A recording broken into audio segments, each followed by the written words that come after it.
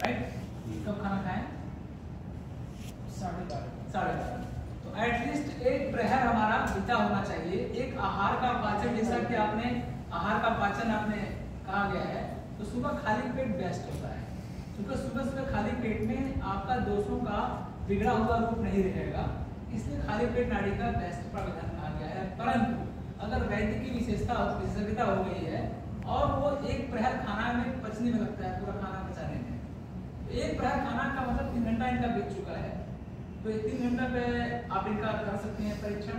और परीक्षण करने के लिए जो मेन है कि मेल का राइट हैंड और फीमेल का लेफ्ट हैंड, इसमें भी सॉल्व करेंगे कि भैया ये बताओ कि मेल का राइट फीमेल का लेफ्ट क्यों किया जा रहा है।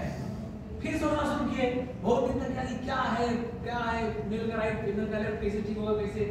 तब याद आया कि जो अगर कॉन्स्टिट्यूशन है बनावटी आदमी और औरत का, वो कहा गया है कि सौम्यम शुक्रम आर्तम आग्नेय, आदमी का ठंडा स्वभाव है, राइट, औरत का जेनेटिक से ही गर्म स्वभाव है, राइट, जिसको वेरीफाई आप कर सकते हैं कि on time of menstrual cycle 1 degree temperature range, ये हम हमारी साइंस कही है उसको प्रूव कर सकते हैं। दूसरा प्रोजेस्टेरोन एस्ट्रोजन का हार्मोन का गर्म नेचर ही है, राइट। ये कहा गया कि गवा मर्द जो खाए खटाई गई और जो खाए मिठाई, तो मतलब औरतों को थोड़ा मीठा कम खाना चाहिए, खटाई नमकीन ज्यादा लेना चाहिए, हम खुद ही अलाउ करना है, हमारी साइंस करती है। इसमें क्या है कि जब आपका औरतों का गर्म प्रकृति के नेचर से ही पैदाइशी जीन रही है, तो उनका जो आपका देखेंगे बाएं कीड़ा दाएं पिंगला गाड़ी होगी, तो जब गर्म ज्यादा रहेगा आदमी तो ठंडी वाली हमारी नखिया ज्यादा चलेगी, कीड़ा बाएं कीड़ा ठंडी ज्यादा चलेगी, ठंडी ज्यादा चलेगी तो बाएं वाला पार्ट उनका ज्यादा मोर एक्टिव होगा, राइट। जस्ट अपोजिट आएंगे कि मेल का पिंगला होता है, क्योंकि मेल का ठंडा बेचारा है तो एकदम ठंडा हो जाएगा, जीन से ठंडा पैदा हुआ है वो, इसलिए मेल का राइट चलता है, क्योंकि सूर्य है ना, इधर सूर्य है इधर चंद्र है, तो सूर्य को एक्टिव करने के लिए आपको इधर मेल का ज्यादा एक्टिव होगा राइट हैंड और फीमेल का लेफ्ट हैंड। ये कहीं किताब में मेंशन नहीं है, ये मेरा जेनेसिस के वो कांसेप्ट है कि देखिए एकदम फैक्चुअल है जो कह रहा है। अभी कभी मुझे कोई दिन परेशानी तो मैं खाली सांसें ठीक करने का प्रयास कर रहा हूँ, बिना सांसें ठीक कर लूँ, कोई ठंडा वाला रोग है गर्म वाला रोग है, इसलिए मेल का राइट हैंड और फीमेल का लेफ्ट हैंड लेते हैं। लेने के पश्चात जो आपका ये नाड़ी का है कि भैया आप कहाँ पकड़ेंगे, ये स्पेशली नाड़ी पकड़ना कहाँ पे है, तो देखा कोई ऐसे पकड़ लिया ऐसे देख लिया कुछ भी कर लिया, तो यहाँ पे कहा गया कि करस्य अनुष्ठ मूल्य धमनी जीव साक्षरी तचष्टा गया का ऐसे पंडित कर या अंगूठे का मूल। अब बच्चे कहते हैं कि सर कर हाथ का या अंगूठे का मूल कैसे मालूम हो कहाँ पे अंगूठे का है। आप अगर ऐसे हिलाएंगे तो देखिए एक हड्डी यहाँ पे उठी हुई है, एक बोन्स आपकी यहाँ पे उठी हुई है, जिसको स्टार्ट प्रोसेस कहते हैं, और इस स्टार्ट प्रोसेस के जस्ट नीचे आपकी ये गैस वाला, फिर ये लिक्विड वाला और फिर सॉलिड वाला लाल पित्त और कफ का कॉम्बिनेशन आपका मिलेगा।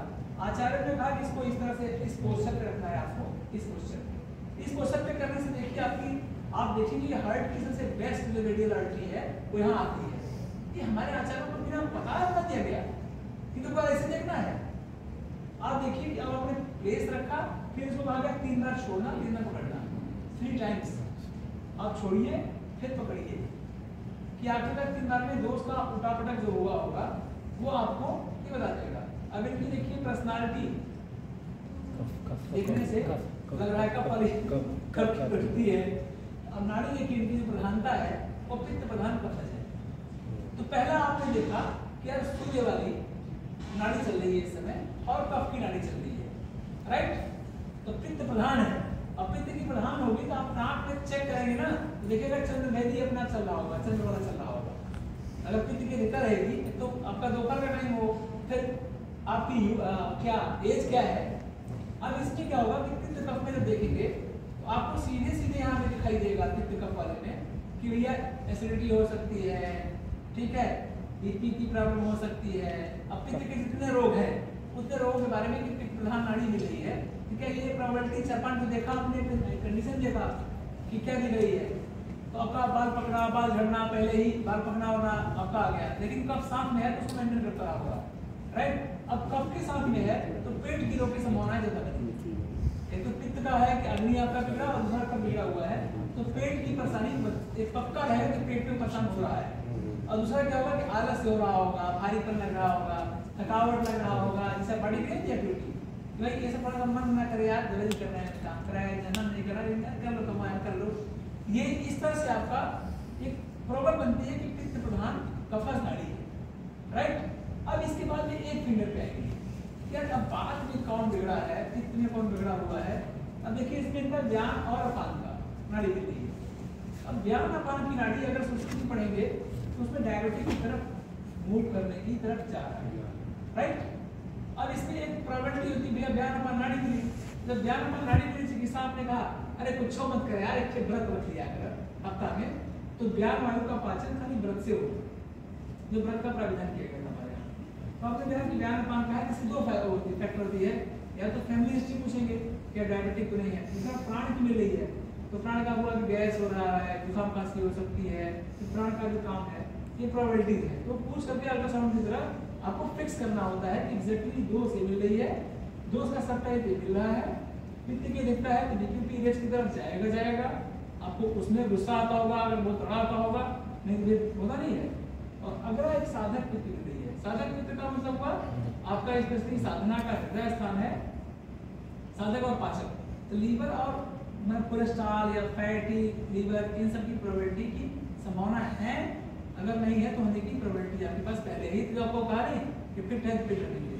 लेकिन ये साधक पित्त का जो मैंने देखा आफ्टर वैक्सीनेशन, साधक पित्त का बहुत ज्यादा मिला है, जिसमें कोलेस्ट्रॉल और फैट आदि की ये सब दिखा है, ये रिसर्च का विषय है। लेकिन ये लगता है कि नहीं, जितने पेशेंट हम लोग पास आ रहे हैं उनको ये मिलती है कि साधक पित्त की समस्याओं से ये प्रॉब्लम है, थकावट होने लगी है या फिर उनकी कुछ चेंजिंग हुई है, ये आपका साधक पित्त मिल रहा है। और लास्ट मिला है श्लेषक कफ। अब देखिए पित्त की प्रधानता और श्लेषक कफ दोनों मिला, जब पित्त की प्रधानता और श्लेषक कफ मिला, आप सीधे श्लेषक कफ की यूरिक एसिड की बढ़ोतरी की तरफ मूव कर सकते हैं या यूरिक एसिड की समस्याएं हो सकती हैं। ये होती है एक आपका डायग्नोसिस का तरीका, क्रिया की डायग्नोसिस के तरीके में किस दोषों की प्रावधान हो रही है और प्रधानता किस तरह से दोषों की है और दोष में क्या क्या अब जब चिकित्सा लिखेंगे हम तो सबसे पहले पित्त और कफ समन करने वाले कि पित्त कब कर रहा है से कहेंगे अरे कुछ मत कर यार, मीठा लौंग इलायची खाई जाता है, लौंग इलायची दोनों पित्त समन का बहुत बढ़िया काम करती है।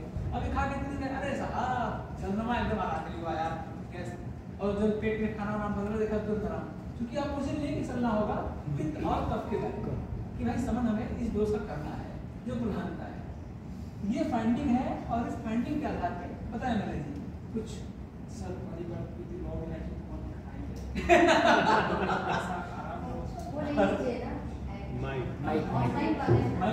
हेलो जी, सबसे पहले बात की मुझे सही कहा कि बच्चों भी लॉन्ग इलायची खा और तभी थोड़ा शांतिपूर्वक बैठने में अच्छा लगा।